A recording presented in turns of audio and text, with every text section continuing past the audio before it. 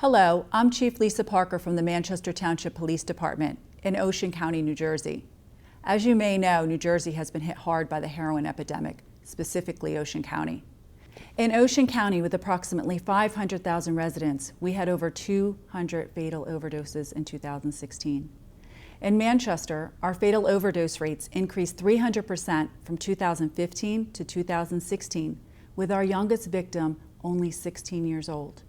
The creation of the hashtag Not Even Once prevention program for high school students is a reality-based program taught by police officers with an insider's look at what heroin is and what it looks like to be addicted to opiates. We continue to train police officers and educators all over the state of New Jersey so that they can bring a prevention program to their communities as well. Today, you will hear firsthand from Shelly Lowe, a mother who lost her son to an opiate overdose. This interview was agreed to by Shelly and her husband Adam Lowe Sr., their daughter Amber, and their son Austin Lowe. It is their hope that Adam's life will provide you purposeful meaning and his death greatly impact your decisions. It is their wish for you to live. Adam, as a child, was probably not unlike any other boys. He was busy. As he got older, he just loved to play.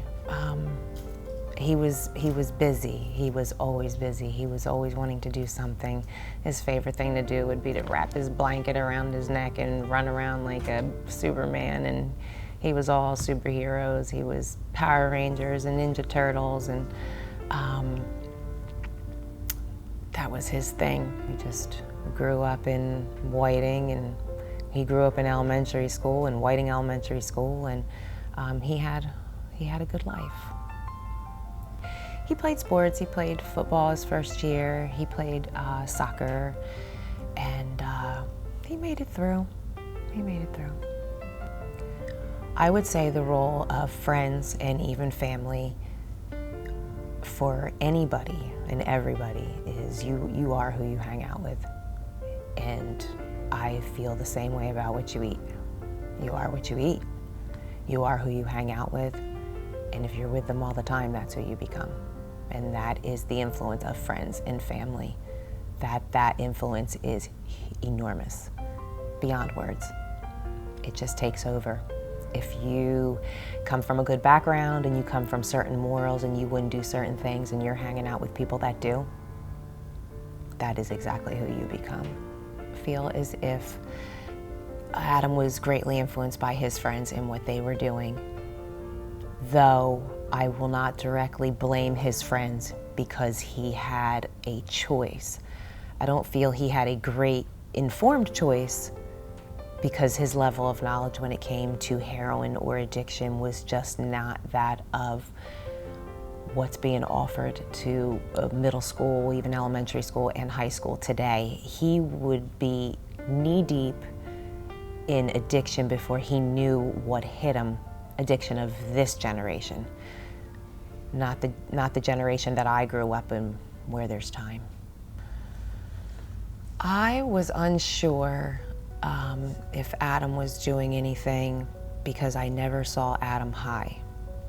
I did not know Adam was on heroin until he was not living at home. He was living at a girlfriend's house, and he asked if he could come back home. And I said to him, I asked him if he was clean and if he was doing drugs. And he said no. And I said, what are you doing? And he said, heroin. And I said, you can come home if you go to rehab. He said, okay.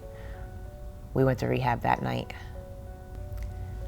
The last day that I saw Adam, I came home from work, and Adam had spent Thanksgiving with his girlfriend's family, and so he wasn't with us.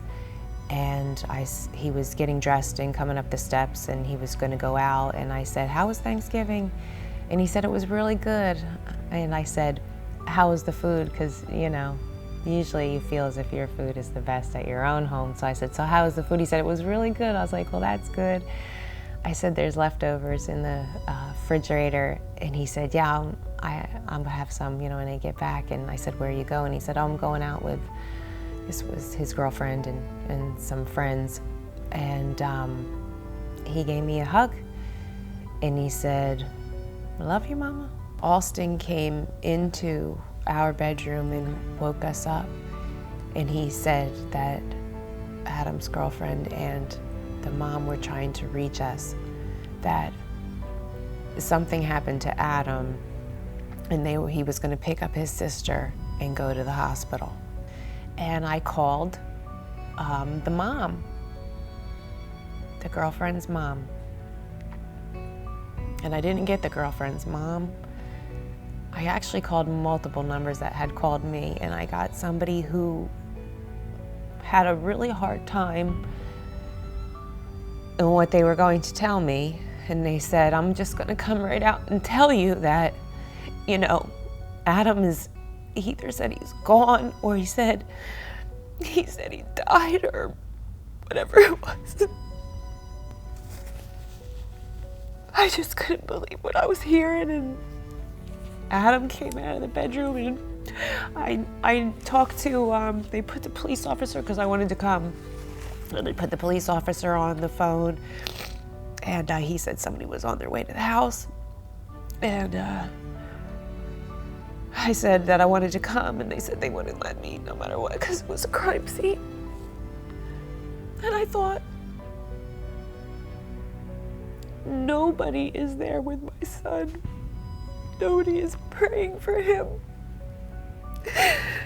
Nobody is, I don't know what they were doing. And I should tell you that when Adam was born, I used to watch him breathe, because he used to be so afraid of those things you would hear, like that your babies could die in the crib. And I knew I had an aunt that it had happened to, and so I would watch him. And as the days went on, all I could think about was, I wish somebody was watching Adam breathe that night, because nobody was watching Adam breathe that night. Adam wasn't as if he well, you know, because he wasn't doing drugs, and then he did it, and it killed him. There was hardly anything in his system. I read that report. There was hardly anything in his system. They should also know, and they should be also afraid of, is that I believe Adam aspirated from drinking too. And so the fentanyl compromised his respiratory system, and they should know that there was vomit, and they should know that it was god-awful. They should know it was god-awful for the people that were there, for Adam, and for us, and everybody that loved him. And they should be afraid. They should be deathly afraid to ever try heroin. This isn't just a disease. This is a plague of volume. It's available, and you can't try it. And that's what I want people to know.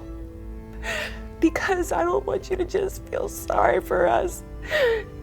I don't want you, we are sad because Adam never got to be who he could have been, or who we wanted to watch be him. This can't just be about a sad story. Another sad story, because there's a gazillion of them, and now we're just one of them. This has to be about action.